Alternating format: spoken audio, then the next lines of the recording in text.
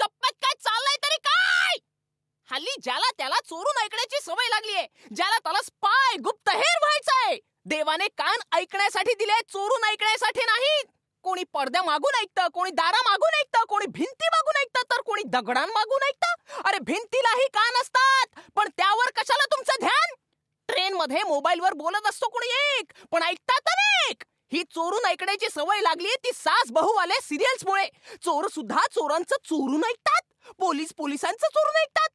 ह्यांच्या घरातलं चोरून ऐक, त्यांच्या ऑफिसातलं चोरून ऐक, एवढंच नाही तर टॉयलेट मधलंही चोरून ऐक. शी!